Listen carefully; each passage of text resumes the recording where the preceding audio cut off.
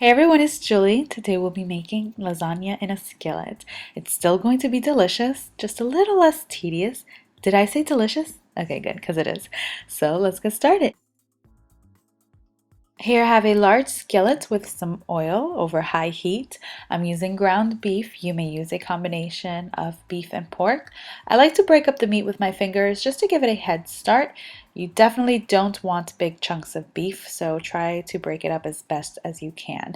I threw in some onions and garlic, some red crushed pepper flakes. If you don't like it spicy, you can omit the red crushed pepper flakes, some Italian seasoning. You can season this to your liking and give everything a stir.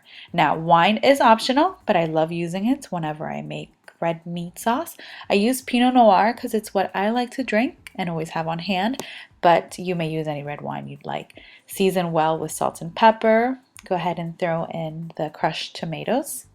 Beef will release some type of fat. You can strain the beef or you can remove the fat with a ladle.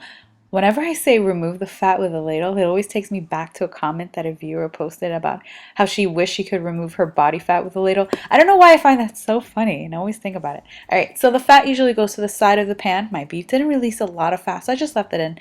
I threw in some basil. I just tore it up with my fingers, and then I covered this and simmered it on medium low for about an hour or so. You definitely want the meat to become as tender as possible. Only way for that to happen is to let it cook for a healthy period of time. This is what the meat sauce looked like. Looks really good. It was super tender. I added some more basil. What that means, yep, I bought another basil plant. Whenever I buy a basil plant, I throw in a ton of basil in my dish. I'm thinking of making some basil cheesecake. No, I'm teasing. But what about a blue cheese cheesecake? Would you guys be interested in that? I've never tried it, but I heard it was really good. All right, so I threw in some ricotta. That is optional, but remember that lasagna does have ricotta or ricotta, however you pronounce it. And here I have some fresh mozzarella or mozzarella. And I'm just being annoying. I'm just excited today for some reason. Now you want to give everything a mix. Look at that melted cheese. This should be illegal. Check for seasoning. Make sure it's well seasoned. Dip some crusty bread in this. It's so good. Now, I did break the lasagna noodles in half. Oh, reminds me of one of my viewers a long time ago. Got so upset because I called lasagna pasta noodles. You guys are so funny.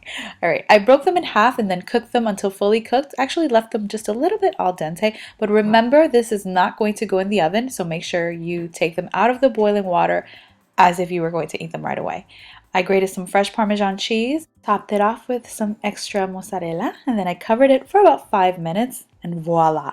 You have a messy, delicious, flavorful lasagna without any hard work. You don't have to worry about noodles breaking because we're going to purposely break them. When I was younger, I used to get so annoyed making lasagna. The noodles would stick, they would fall apart. That doesn't happen anymore. I'm just trying to sell you this idea because it's really good. I really hope you guys give this a try. Let me know if you do. And I want to thank you all so much for watching.